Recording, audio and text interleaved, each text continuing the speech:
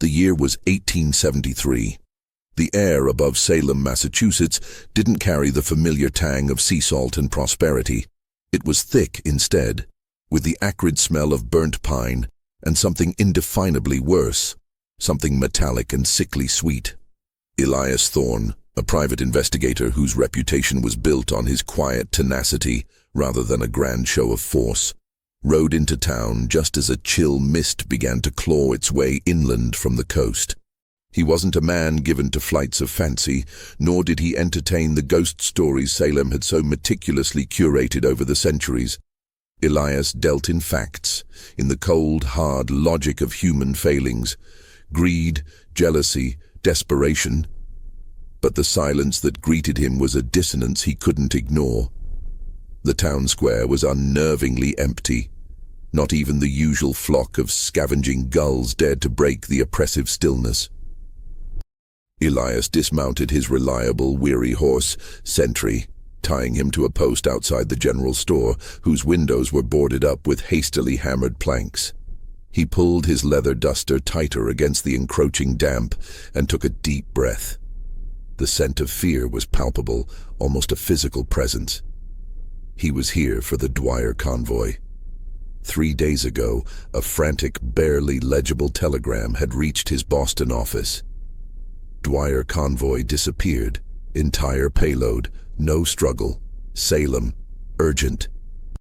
It was sent by a man named Silas Croft, a low-level clerk for the Western Mercantile Company, the owners of the convoy's cargo, a sizable shipment of gold bullion meant for a new bank in Boston.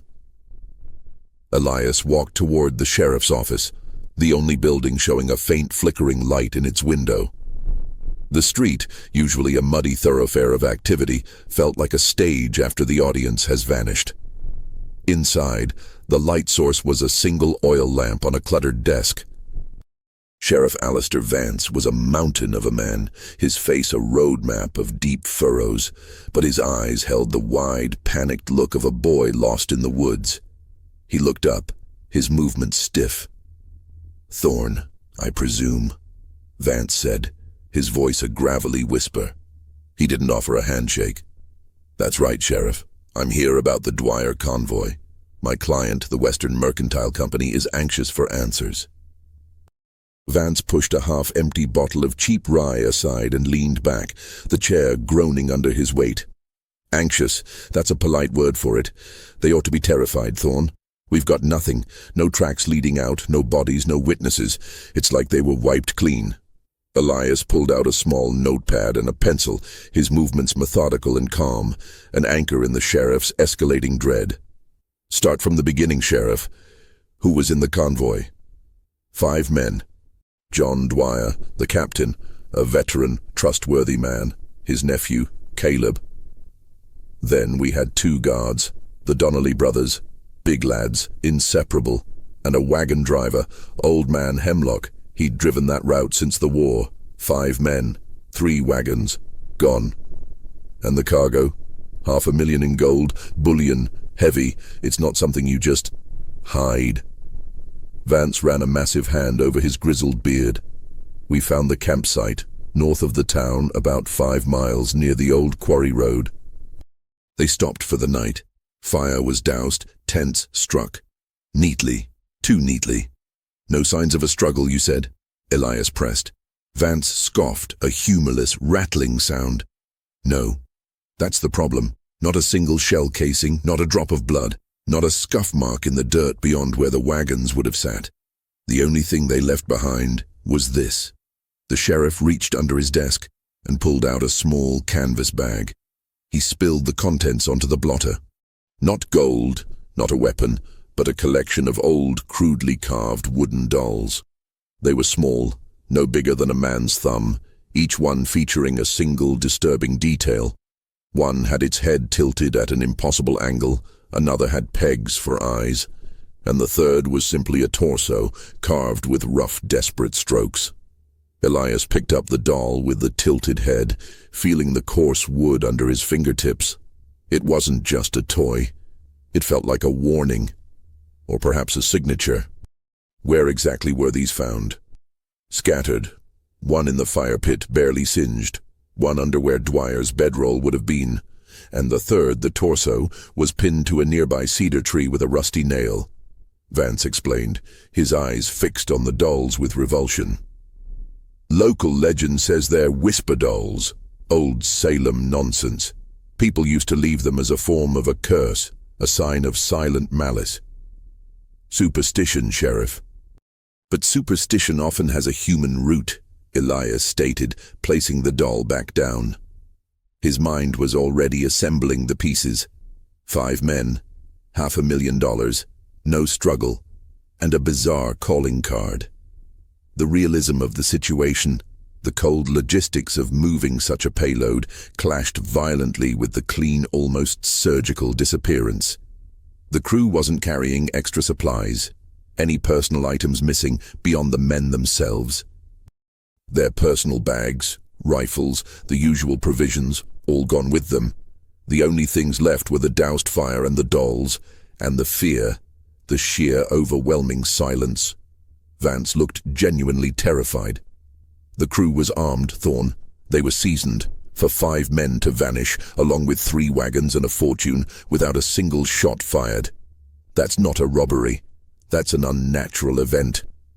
Elias leaned across the desk, his voice dropping to a conspiratorial level. Sheriff, I deal with men, not miracles. This was not supernatural. This was a plan, executed with such cold clinical precision that it mimics the supernatural.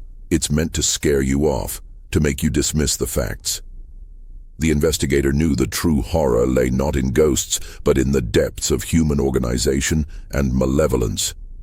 Who could move 3 wagons and 5 men without a sound? And why leave such a cryptic, unnerving sign? The gold was the motive, but the method was the message. I need a deputy and 2 horses, Sheriff. I'm going to the quarry road tonight, before that mist settles in completely. Vance shook his head slowly. You won't find anyone willing to go back there, Thorne. Not after the whispers started. Whispers. After we returned the townspeople, they claimed to hear things. Faint cries like men calling for help from miles away.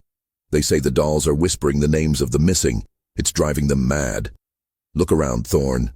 They've boarded their windows. They are waiting for the earth to open up and swallow the rest of us. Elias knew the power of suggestion, and panic was as dangerous as any bullet. He stood up, fastening his coat. Then I will go alone. The longer we wait, the colder the trail.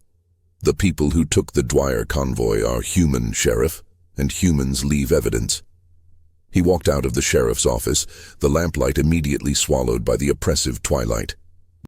The air was colder now, the fog heavier.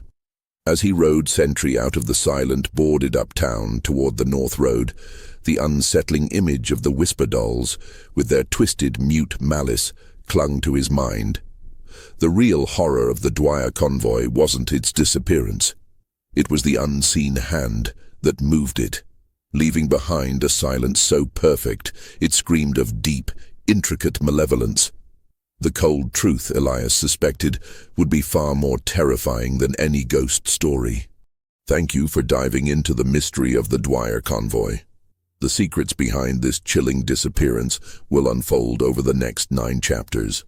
If you're captivated by this blend of psychological terror and historical mystery, make sure to subscribe to the channel right now so you don't miss a single part of this horrifying journey into the dark side of the Old West.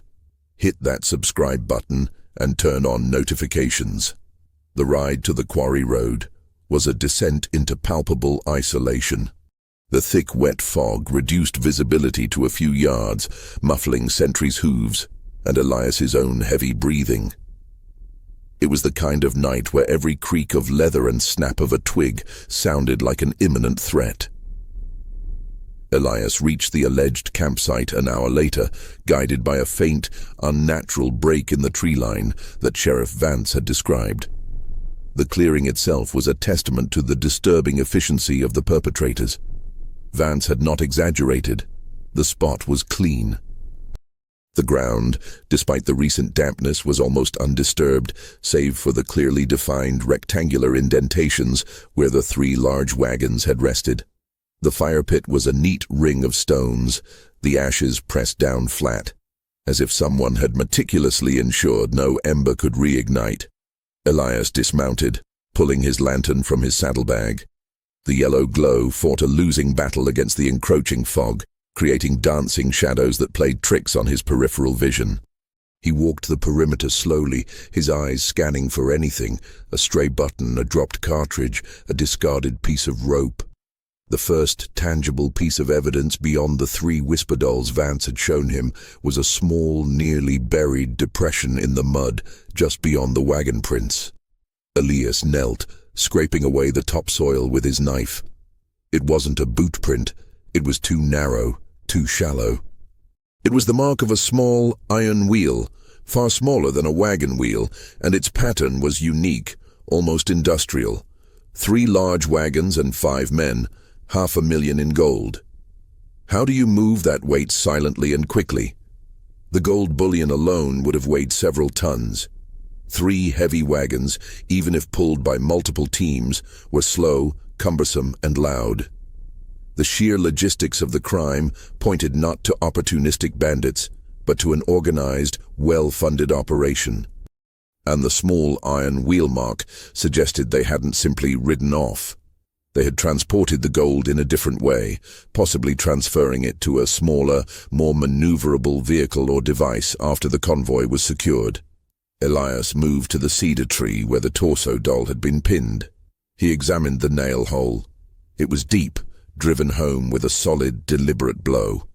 He then noticed something he hadn't seen in the sheriff's brief light.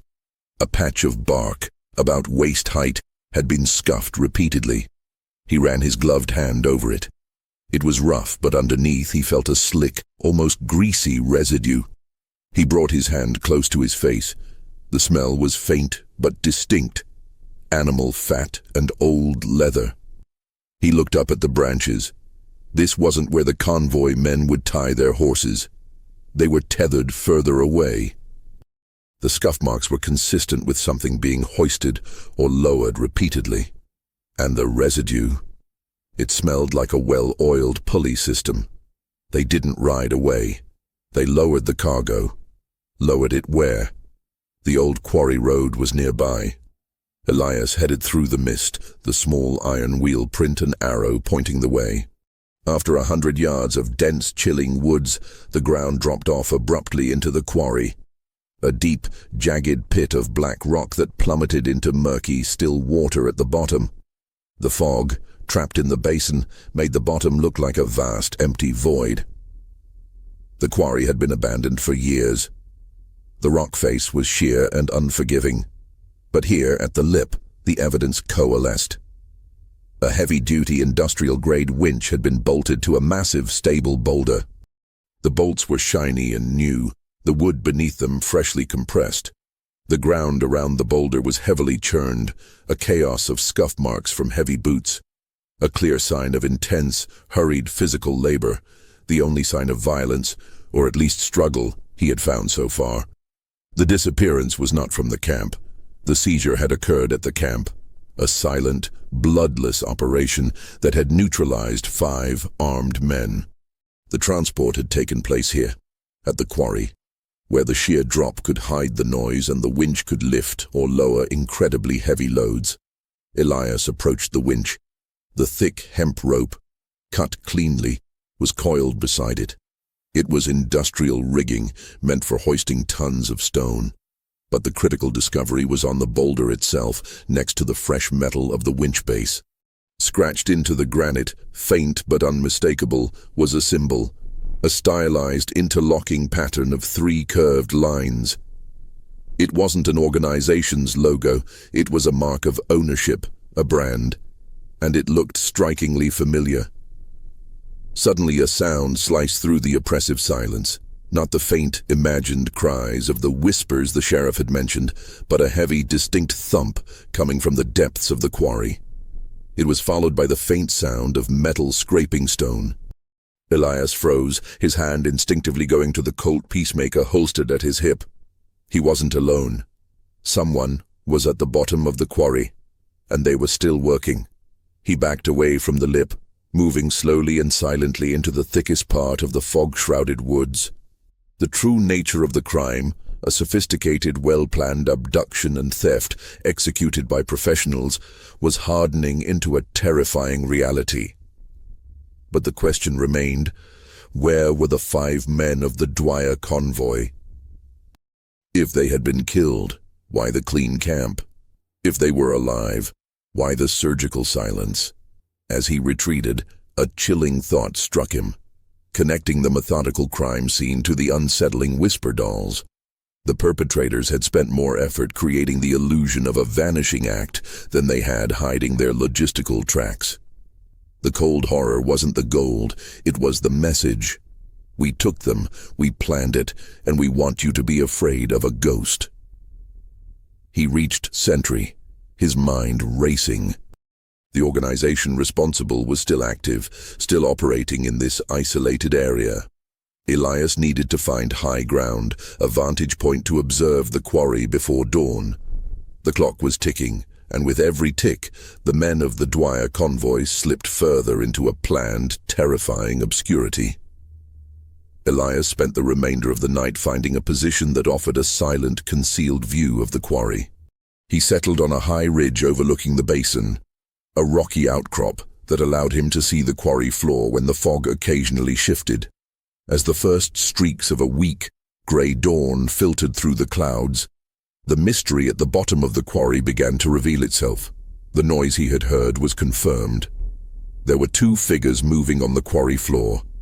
They were not just moving rock, they were shoveling water from a central spot near the deepest part of the pit. They had dammed a section of the murky water and were methodically bailing out the pooled liquid into a lower catch basin. But what truly chilled Elias was the scale and nature of the operation. This wasn't a makeshift camp. It was a hidden, temporary construction site.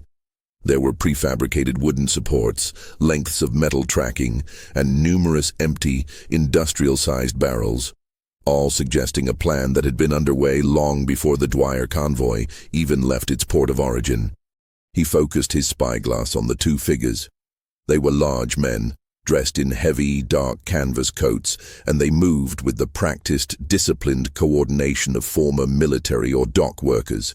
They weren't speaking, communicating only through sharp economical gestures. As they cleared the last of the pooled water, a chilling sight was exposed. A dark, recessed opening in the quarry wall, disguised beneath the waterline and hidden from any view above. It was perfectly round, framed by precisely cut stone blocks. It wasn't a natural cave. It was a man-made tunnel entrance, large enough to accommodate the cargo of the Dwyer Convoy. This confirmed Elias's darkest suspicions. The disappearance was not a flight away from Salem, but a sophisticated entry into a hidden, established location beneath the town's surface. The men secured a thick line to the opening, then signaled to the top of the quarry, the winch site Elias had investigated. A moment later, a heavy dark shape began to descend rapidly on the winch line. It was a long, thick wooden crate, secured by iron bands. This was not the gold bullion itself, but a smaller, more manageable transport box. Elias watched, heart pounding, as the 2 men below used a specialized low-slung cart, equipped with the exact small iron wheels he had found the print of, to ferry the heavy crate into the darkness of the tunnel. The entire process was completed in less than 5 minutes, silent and ruthlessly efficient.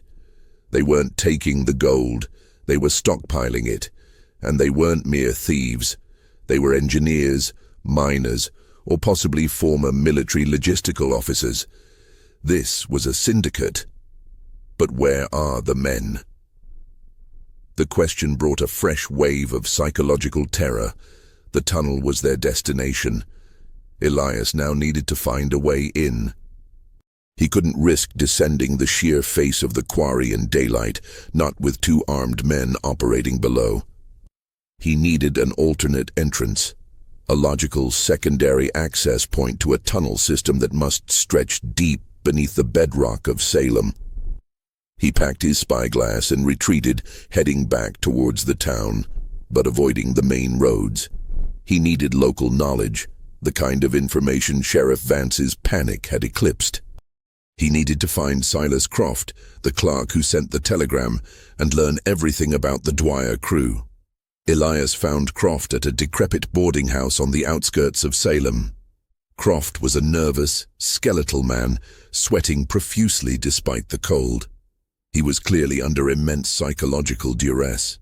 "You're Thorne, the investigator," Croft whispered, pulling Elias into a dingy, stale-smelling room. "They told me you'd be here. They told me I shouldn't have sent the telegram." "Who told you, Croft?" "The company," Elias asked, his tone steady. Croft shook his head frantically. "No, I heard the whispers, just like the rest of the town. But mine were clearer. They spoke of the gold and of Dwyer. They said, the captain keeps his secrets in the dark. I panicked. I knew something was deeply wrong." Elias dismissed the whispers as collective delusion, but the phrase, "the captain keeps his secrets in the dark," resonated. Did Captain Dwyer have a secret? A hidden route? A habit? Croft wrung his hands. Only one. He was superstitious like the old locals. He insisted on resting near the old powder mill ruins, up on Gallows Hill, before the final stretch into Boston. Said it brought him luck. He hated the sea-level routes. Elias felt a cold prickle of realization. The quarry was close to Gallows Hill, and the powder mill was Salem's other great forgotten subterranean ruin, a network of damp, unstable storage tunnels abandoned after a fatal collapse decades ago. The tunnel system they were using was not a newly dug mine. It was a refurbished, existing network of abandoned colonial storage tunnels, the powder mill ruins. This explained the professional planning. They hadn't dug the tunnel, they had simply reopened and reinforced it. It also offered Elias the secondary entrance he needed. "The powder mill," Elias stated. "Tell me everything about its layout. Everything you know about its stability and its original purpose." Croft's eyes widened, a horrifying realization dawning in his face. The purpose? Before it was a mill, before the explosion, the locals used the tunnels to quarantine things they didn't want the outside world to see. They sealed them with rock and timber. They were meant to keep things in the dark, Thorne, not just gold. Elias gripped the man's shoulder. The gold was the bait, the tunnel was the cage. The Dwyer Convoy men were not dead, they were being held captive, likely to be used for the very purpose of moving the gold through the complex tunnel system. The silent efficiency of the crime was simply the quiet closing of a preset trap. The location of the old entrance, Croft. Now. Elias's voice was low and urgent. He was no longer hunting thieves. He was entering a psychological siege, and 5 lives depended on his speed. The old powder mill ruins were perched on a desolate, wind-swept section of Gallows Hill, a grim reminder of Salem's volatile past. The structure itself was a crumbled stone shell, but the ground around it was riddled with sinkholes and unstable earth, a testament to the abandoned subterranean network below. Elias, guided by Croft's frantic description, located the secondary entrance, a section of ground that was too flat, too uniform, concealing a massive square stone slab that had been disguised with loose dirt and dead leaves. It took all of centuries' brute strength and a well-placed rope to drag the slab aside, revealing a shaft of absolute darkness and the smell of damp earth and decay. He lit a lantern and peered down.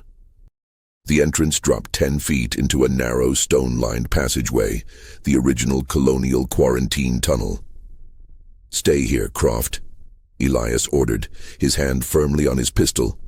"If I'm not out by midnight, ride for Boston. Tell the mercantile company they must mobilize. Tell them the Dwyer Convoy is held by a mining syndicate using the old powder mill tunnels." He descended into the darkness. The air in the tunnel was immediately cold and stagnant. The walls were uneven, rough-hewn granite, sweating condensation. The tunnel was barely wide enough for 2 men to pass abreast. making any engagement potentially lethal. Elias moved with professional caution, his boots testing every plank placed over the muddier sections. After walking for what felt like an hour, the narrow passage opened into a vast, terrifyingly large cavern. This was the heart of the system, the main storage area beneath Gallows Hill, where the original mill's gunpowder was once stored. The Syndicate had transformed it. Industrial lamps, powered by an unseen dynamo, cast a sickly yellow light across the space. Metal tracks ran down the center, ready for the small-wheeled transport carts. And, most significantly, there was a makeshift but robust barracks, constructed of timber and canvas, clearly intended for a sizable crew. Elias pressed himself against the rough stone wall, extinguishing his lantern to blend into the shadows. He could hear the faint rhythmic clang of metal on metal, a deeper sound of drilling, and the low murmur of voices, all coming from deeper within the cavern. The Syndicate wasn't just storing the gold, they were processing it, or perhaps building something with it. He moved silently along the wall, heading towards the noise. He found a partially open supply tent and crept inside. It was stocked not with typical bandit gear, but with mining and demolition equipment. Specialized picks, blasting powder, precise timers, and detailed maps. Maps of the entire Salem region, marked with intersecting lines that denoted not just the tunnels, but also property lines and drainage routes. The map confirmed that the tunnel network ran directly beneath major structures in Salem, suggesting a motive beyond simple theft. They were using the gold as a foundation for a larger, more insidious operation. His gaze swept back to the map, searching for any mark that might indicate the location of the missing men.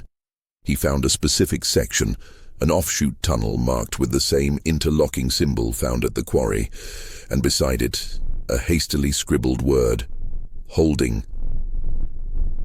The holding tunnel was located on the far side of the main cavern, obscured by piles of excavated rock and debris. He knew he had to reach it. As Elias was about to leave the tent, he heard footsteps approaching, accompanied by a voice. "The captain's getting restless," a gruff voice said, heavy with an Irish accent. "He keeps asking for the preacher. Tell him the preacher comes when the job is done." A second voice, sharp and authoritative, replied. "He knows the rules. No talking, no pleading. Just silence until the gold is melted down and recast. Then they all go on the boat." Elias froze, melted, and recast. They weren't just stealing the gold, they were destroying its identity, making it untraceable.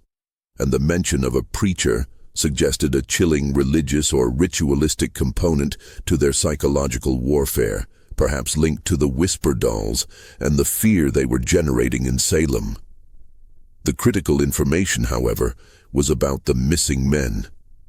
They all go on the boat. They were alive. They were being held until the gold was processed, and then they would be permanently disposed of, far from Salem.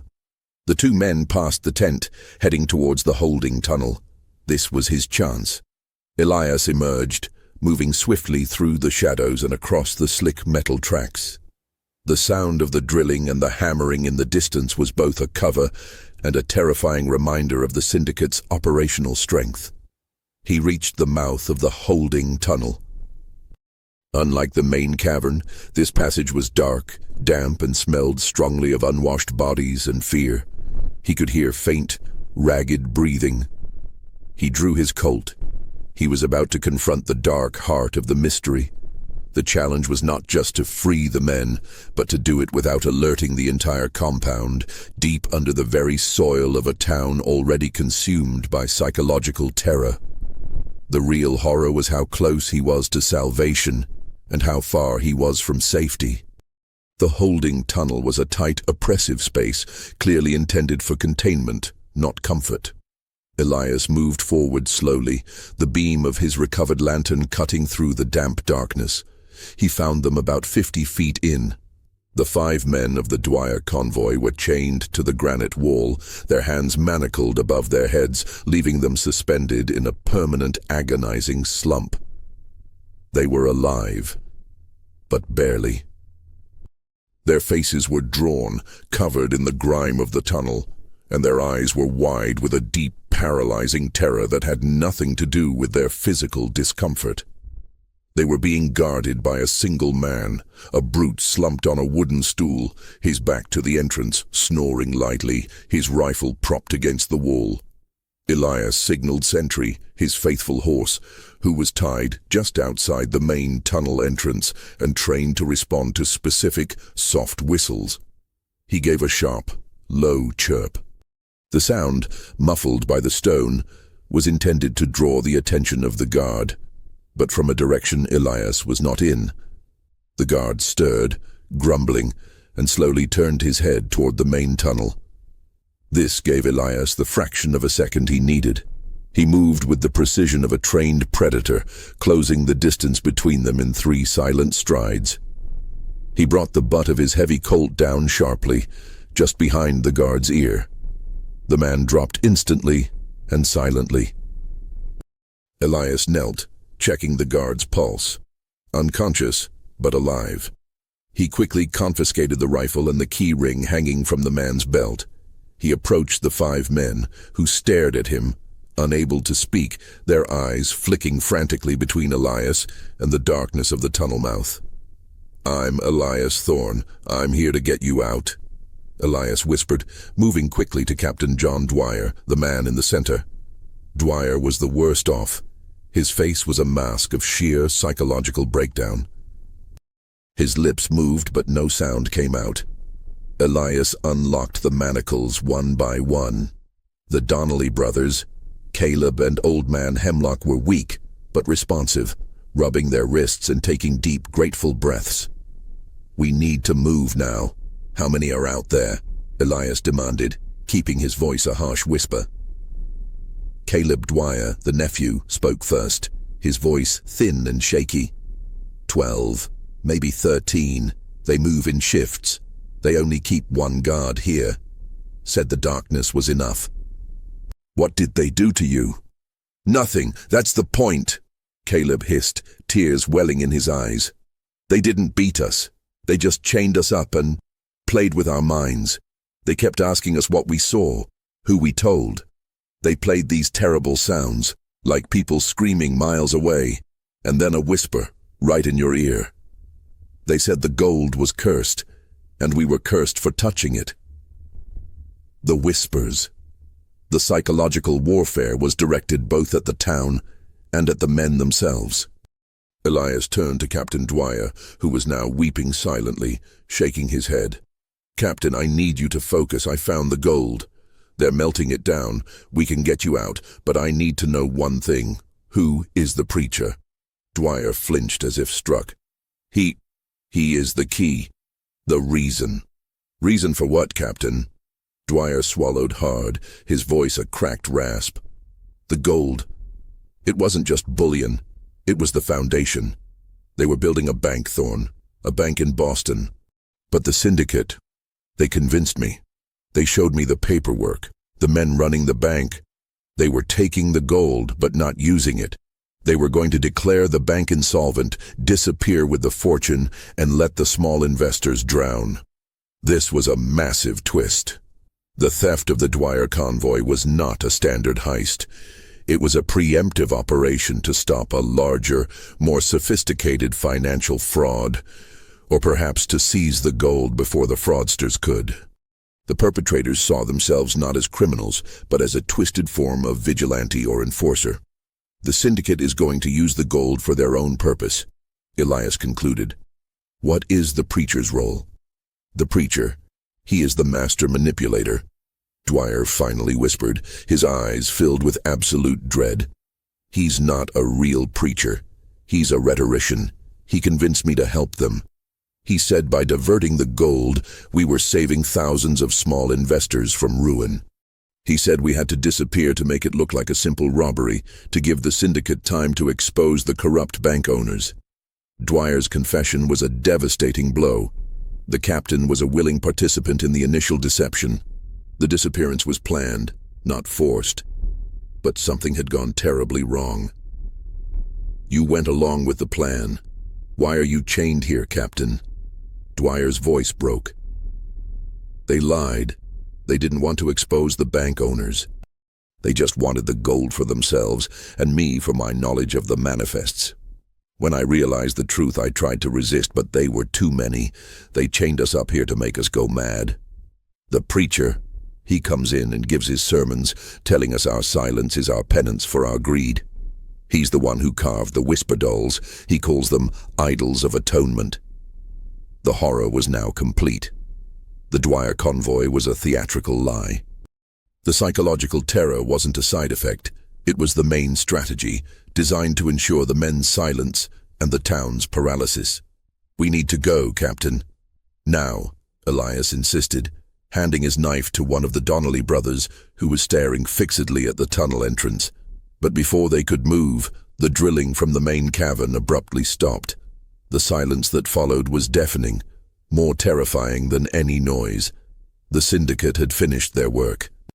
Suddenly, a booming, melodious voice echoed down the tunnel from the cavern entrance, a voice dripping with calculated, soothing menace. "Captain Dwyer, the congregation is dispersing. I fear your opportunity for silence has ended. But fear not. Your ultimate penance awaits." The preacher had arrived. The voice was hypnotic, resonant, carrying a terrifying conviction that cut through the darkness. It was the voice of a man who commanded belief, the kind of voice that could calm a crowd or incite a riot. Elias pushed the 5 men back against the wall. "Stay absolutely silent. Don't move." He flattened himself against the cold, rough stone. His Colt held steady, pointed at the mouth of the tunnel. The preacher did not rush. He walked slowly, his footsteps measured and deliberate, his presence announced only by the faint, warm glow of a new lantern he carried. The light revealed him, a slender man in a neatly tailored black frock coat, not the typical rough clothing of the syndicate's workers. His face was sharp, intelligent, almost scholarly, his eyes burning with a feverish self-righteousness. He stopped just at the edge of the light, his back to the main cavern, preventing Elias from seeing who was behind him. "Mr. Thorne," the preacher stated, his voice calm, an astonishing lack of surprise in his tone. "The famous Boston investigator. I was expecting you. The silence of the quarry was a little too loud this morning. A skilled man leaves faint traces. An amateur leaves a mess. And you, sir, are no amateur. You knew I was coming," Elias said, keeping his voice flat, trying to draw him closer. "Naturally, your arrival was factored into the equation. A theft of this magnitude requires a counter-narrative. The disappearance and the gold theft were meant to be discovered. The whisper dolls were merely a theatrical flourish to manage the local sheriff." The preacher smiled, a chillingly genuine expression. "You are the proof of the robbery. You cement the illusion for the world." The realization hit Elias with brutal clarity. He wasn't hunting the perpetrators. He was an unwitting pawn in their grand, terrifying play.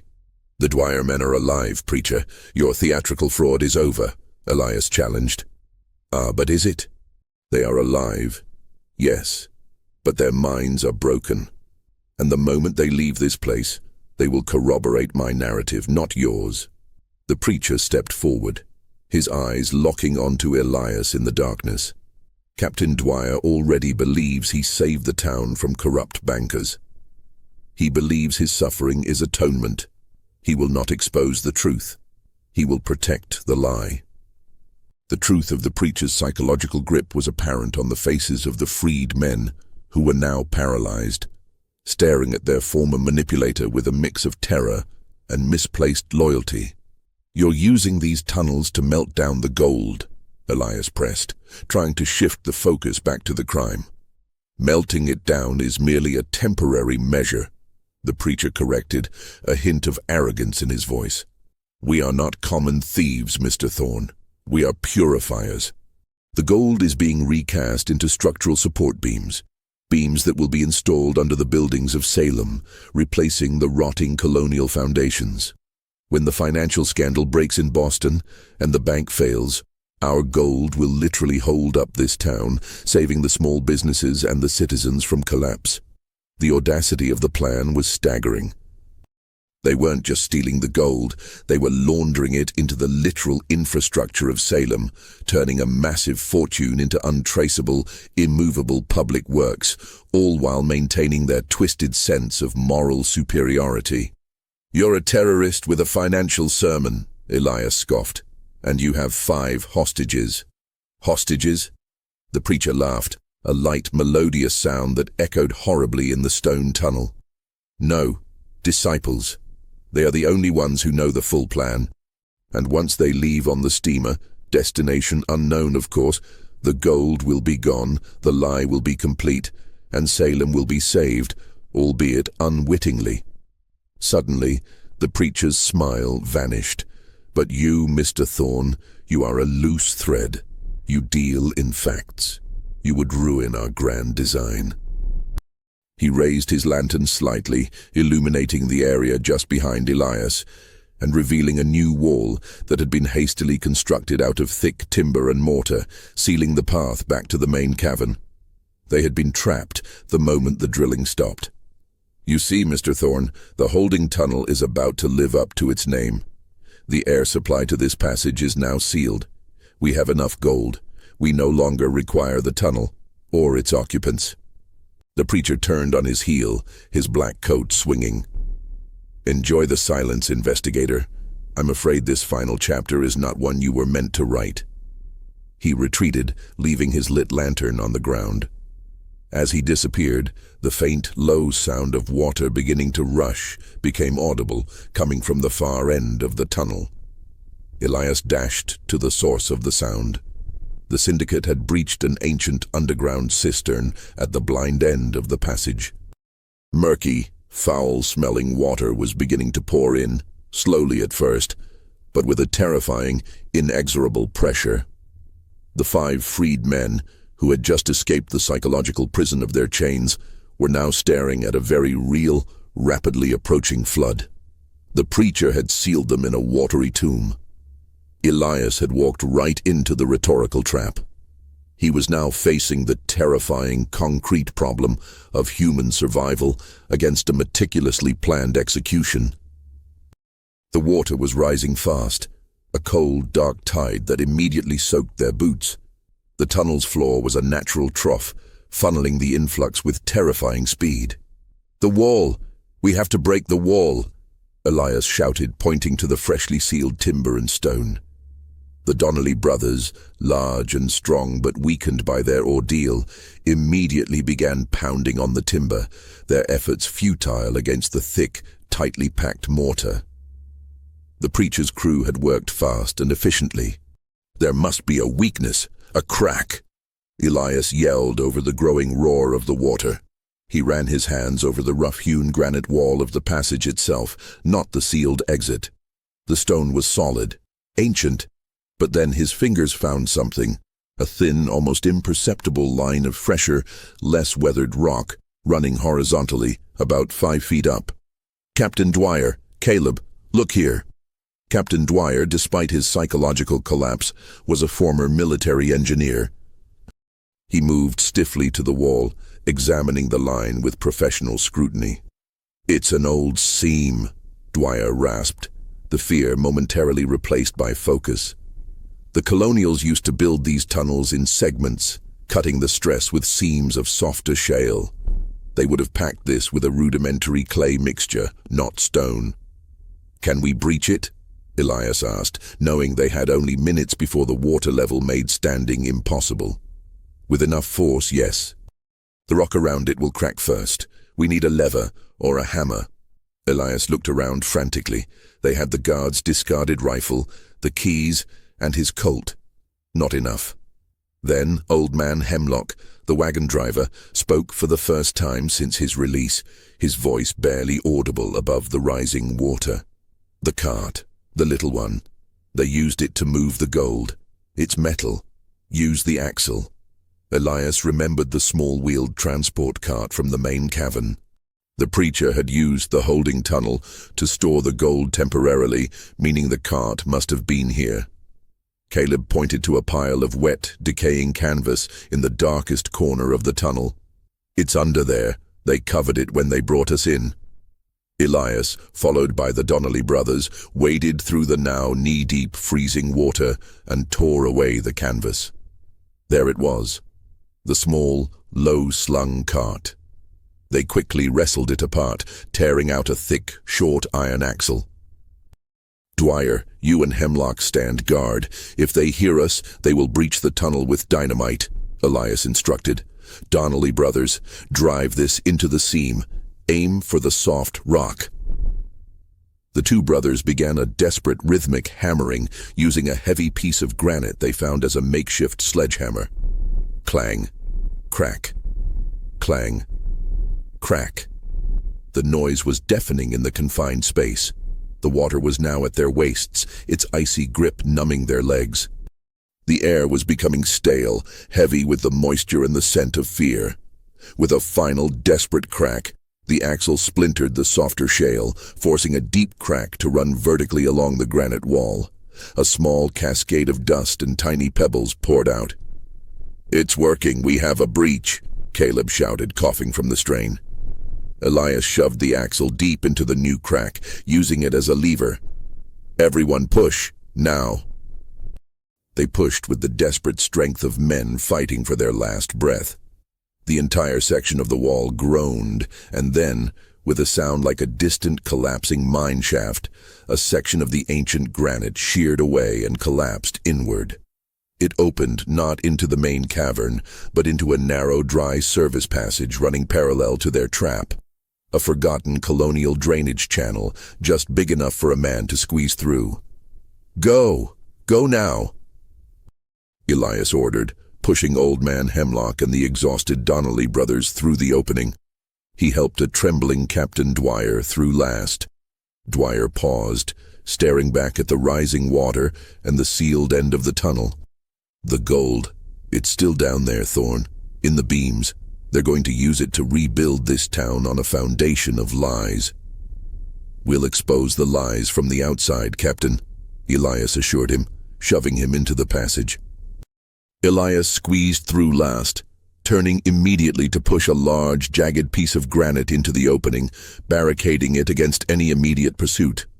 They were safe for the moment, but the small passage offered no easy way out. "Where does this lead, Captain?" Dwyer, leaning against the cold, dry stone, wiped the grime from his eyes. "The drainage channels. They connect to the old town sewer system, built in the 17th century. It runs right beneath the mercantile exchange in the town square. It was the only way to bypass the customs inspectors." The irony was crushing. The very system used by corrupt colonials to smuggle goods was now their only route to freedom. The syndicate's sophisticated modern plan had been defeated by a crude, forgotten 200-year-old tunnel. Elias looked at the 5 men, huddled and terrified but alive. He knew the peril was far from over. They had to navigate a toxic, dark sewer system, evade a ruthless syndicate, and expose a financial conspiracy that involved laundering a fortune into the very foundations of Salem. "You've made it through the most dangerous turn in the trail. The Dwyer Convoy is free, but the mission is far from over. The real threat, the preacher and the gold-infused foundations of Salem, still stands." To see how Elias and the men navigate the tunnels and finally confront the ruthless syndicate, you must subscribe now. Don't miss the thrilling conclusion to The Ghastly Trail of the Dwyer Convoy. Hit that subscribe button and let the mystery unfold. The drainage channel was a nightmarish crawl through centuries of filth, stale air, and absolute darkness. The passage was narrow, forcing them to move single file, hunched over, their movements slow and agonizing. Every sound, the drip of stagnant water, the scuttling of unseen vermin, was amplified into a potential alarm. Captain Dwyer, surprisingly, found his footing here. The familiarity of subterranean infrastructure, even in this horrific condition, seemed to anchor his fragile mind. He took the lead, guiding them through the fetid labyrinth of crumbling stone and clay pipes. "The main channel is up ahead. Dwyer whispered, his voice echoing wetly. "It's large enough to walk upright. But it's also the most likely place for them to have patrols." Elias brought up the rear, his Colt drawn, his senses hyper-alert. He knew the preacher would have anticipated their escape and would be sealing off all known exits. The only way out was to get ahead of the syndicate's movements. They reached the main sewer line, a large, arched brick tunnel, tall enough for Sentry to walk through, though thankfully dry in most sections. The air here, though still foul, was moving, drawn by the distant city ventilation system. Elias immediately noticed something on the damp brick floor. Fresh footprints. Not the large industrial boots of the syndicate's workers, but smaller, more refined leather shoes. "Stop," Elias commanded, raising a hand. He pointed the beam of his lantern at the prints. "These are recent, and they belong to the preacher." Dwyer swallowed hard. "He's here. He's making sure all escape routes are covered." The realization was a punch to the gut. The preacher hadn't just sealed the holding tunnel, he had come down himself to personally police the escape route, driven by his meticulous need for control. They followed the prints cautiously. The preacher's footsteps were not rapid, they were measured as if he were taking a leisurely stroll. He was not panicked. He was setting a trap. Suddenly, the tunnel opened into a large, square chamber, an old inspection cistern, directly beneath the Salem Mercantile Exchange, the location Dwyer had mentioned. The scene was pure, chilling psychological terror. The preacher was standing in the center of the room, completely still, his back to them, facing a sheer brick wall. He was holding his lantern up high, illuminating a single, hastily applied whisper doll glued to the brick with fresh, dark pitch. This one was the most terrifying yet, a full figure, but with its hands nailed over its eyes, as if in eternal witness. The preacher began to speak, his voice a low, hypnotic sermon that bounced off the brick walls. "This chamber, my friends, is a tomb of greed. Directly above us, the moneylenders gather, oblivious that the very ground they stand on is about to shift. I have done my duty. I have purified the gold and installed it as the new, unshakable support of Salem." He turned slowly, his lantern beam sweeping across the terrified faces of Elias and the convoy men. He was not carrying a weapon, only a small, elegant pocket watch. "You see, Dwyer, I kept my word. The town is saved. But the witnesses to this salvation, the men who lied about their manifest and conspired to make a theft look like a disappearance, must now face their consequence. You must become part of the silence that protects the truth." He lifted his hand, and a sharp metallic click echoed from the darkness of the chamber's ceiling. Elias saw the trap too late. They hadn't been following footprints, they had been lured into the inspection cistern, a dead end designed for maintenance workers. The preacher had installed a pressure release mechanism in the sewer system. That metallic click signaled the release of a massive volume of sewage and water that had been building up in the upper chambers. "This is not a flood, Mr. Thorne," the preacher declared, his eyes gleaming with mad fervor. "This is atonement. You will be washed away, consumed by the consequence of the greed you sought to protect."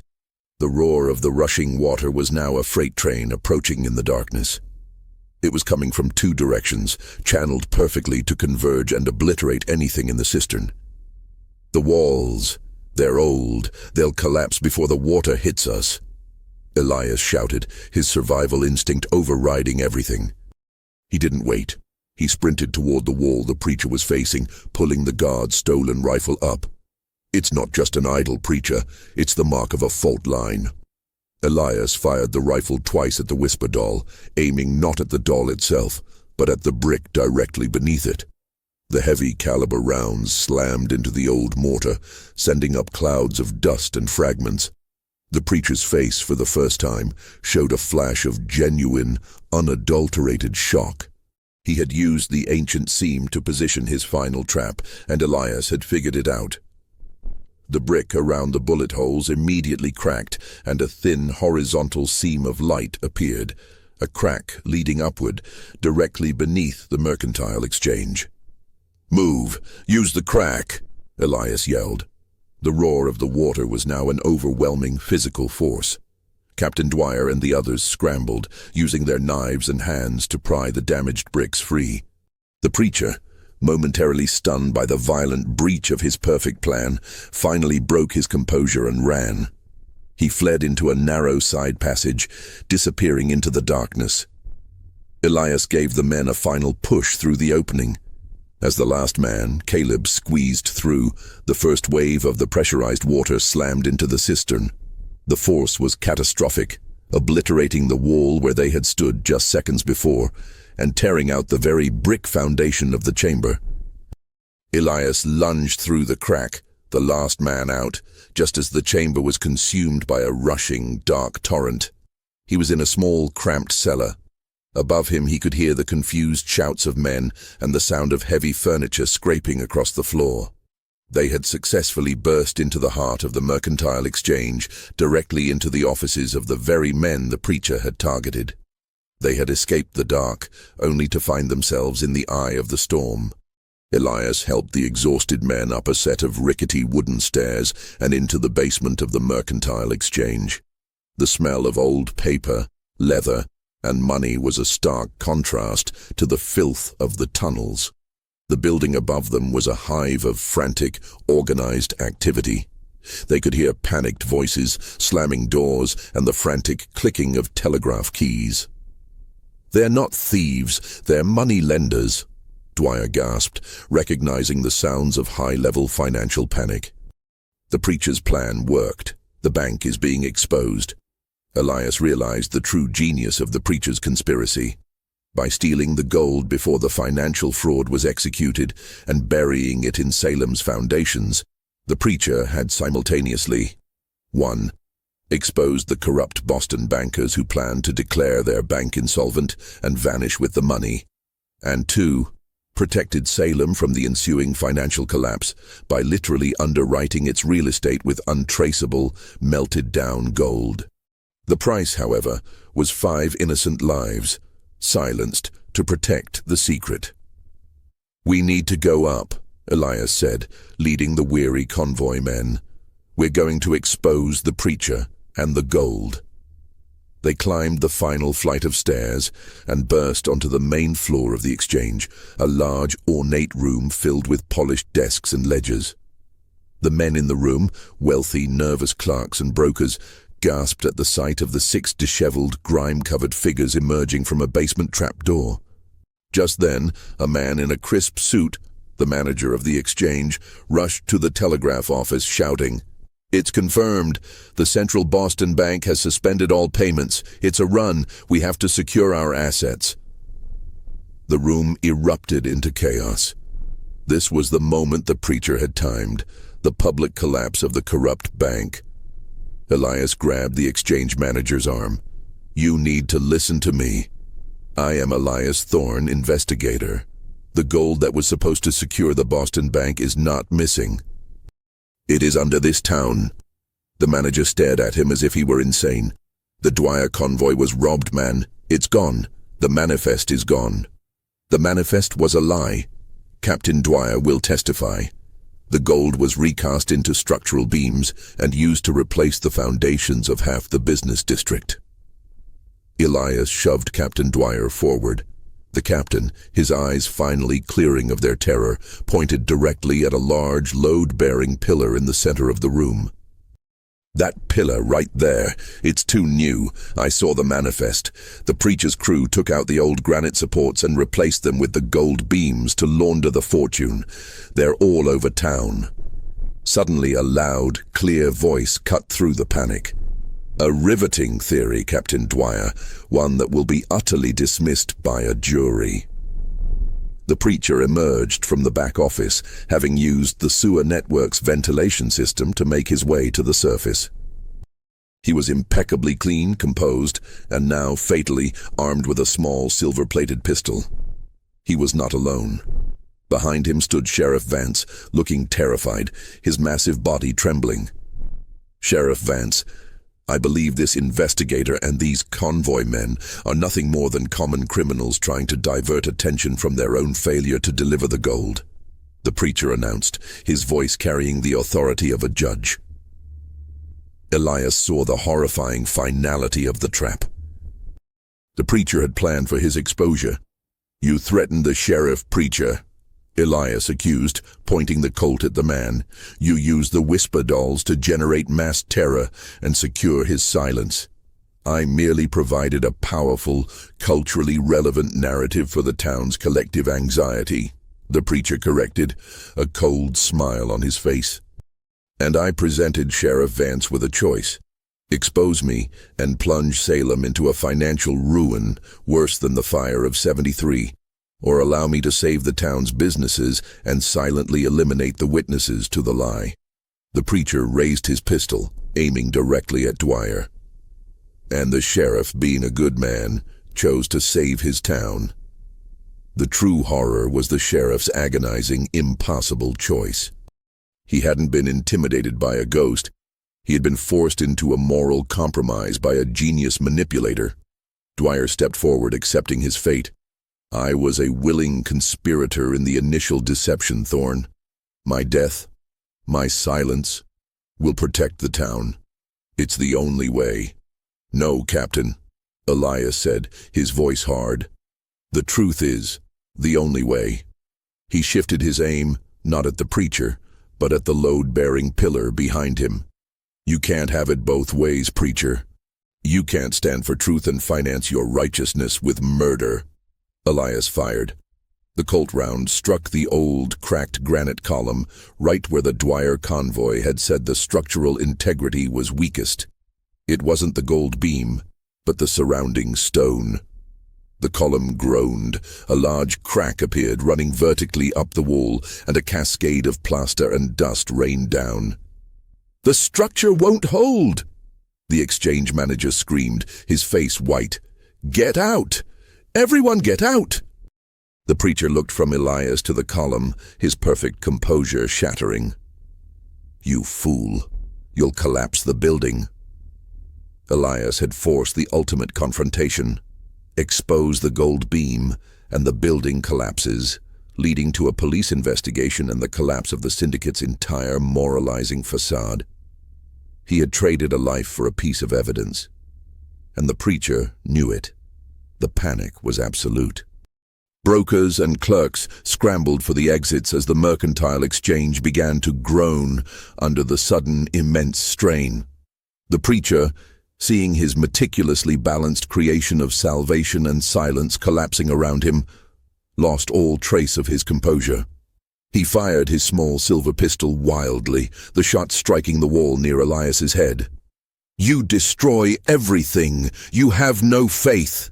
the preacher screamed, his scholarly mask completely gone, revealing the true, desperate zealot beneath. "I have faith in facts," Elias countered, reloading his Colt with calm, deliberate movements despite the collapsing structure. He aimed the weapon directly at the preacher's head.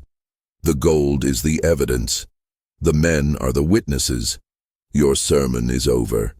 Sheriff Vance, finally breaking free from his psychological paralysis, let out a deep, mournful cry. He grabbed the preacher from behind in a massive bear hug, pinning the man's arms to his sides. "I won't let you kill them, not here. Not for this town," Vance roared, the weight of his impossible choice finally tipping toward justice. The preacher thrashed violently. "The foundation, Vance. You'll ruin the foundation." "It's already ruined," Vance yelled, his strength fueled by despair. He dragged the struggling preacher towards the damaged central pillar, forcing him against it. Elias didn't hesitate. He knew the building was structurally compromised. He lowered his aim from the preacher and fired one last heavy-caliber round directly into the exposed foundation stone of the central pillar. The impact was definitive. The old cracked granite finally gave way, and a section of the wall, a crucial supporting piece, sheared off. But instead of the expected rubble, a flash of dull yellow metal was revealed, Embedded deep within the remaining stone, a solid, heavy support beam that was clearly not granite, but gold bullion, melted down and recast. The evidence was out. The lie was exposed. The collapse was imminent. The preacher, seeing his gold foundation and his moral narrative exposed in the same moment, let out a piercing, despairing shriek. It was for the town. I saved the town. Sheriff Vance, knowing his duty was done, shoved the preacher away just as a massive section of the ceiling plaster and timber gave way. He turned and ran toward the main exit with the convoy men. Elias, with the roar of the collapsing exchange filling his ears, saw the preacher stop. The rhetorician did not attempt to flee. He stood beside the exposed gold beam, a look of ecstatic, horrifying peace on his face, embracing his fallen foundation of lies. Elias ran, following Vance and the convoy men out the main doors, just as the entire front half of the mercantile exchange collapsed in a mountain of brick, glass, and dust. Outside, the town of Salem, already gripped by the panic of the bank run, was thrown into utter chaos. The sight of the collapsing exchange and the escape of the 6 grimy figures was a horrifying spectacle. They found refuge in a stable yard, breathing the cold, fresh air. The Dwyer Convoy men, John, Caleb, the Donnellys, and Old Man Hemlock, were alive, exhausted and shaken, but now united by a single, terrifying truth. Sheriff Vance, covered in dust and sweat, leaned against a wooden post, his immense frame shaking. "You got him, Thorne, and you saved the town from ruin, in a way I couldn't. You saved the witnesses, Sheriff. That's what matters," Elias said, holstering his Colt. The discovery of the gold beam beneath the exchange was an undeniable piece of physical evidence. A full police and federal investigation was launched immediately. The collapsed exchange, now a crime scene, yielded dozens more recast gold beams in its foundations.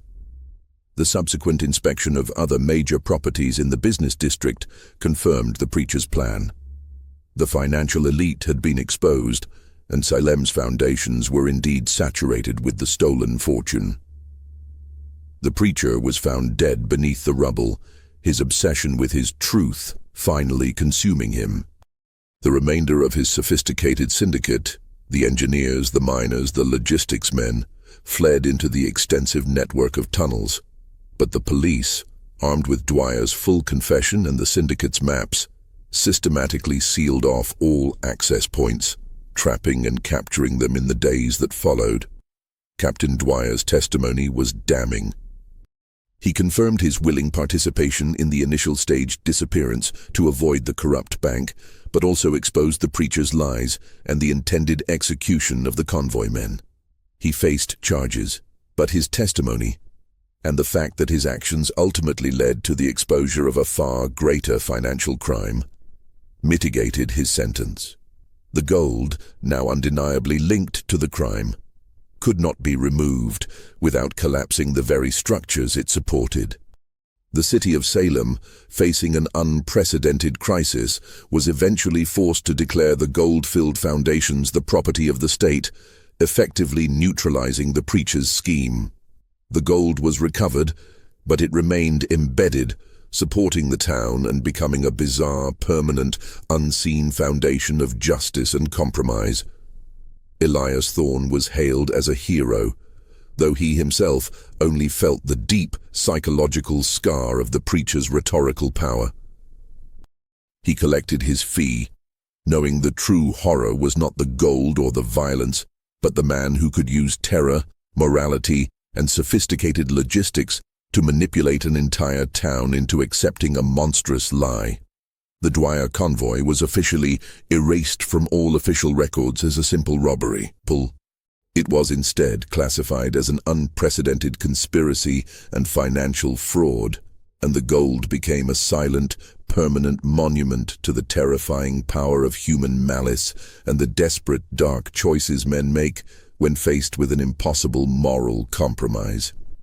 Elias rode out of Salem, the mist finally clearing, leaving behind a town built on a cold, golden secret, a foundation of silence and the memory of the whisper dolls that had almost buried the truth forever.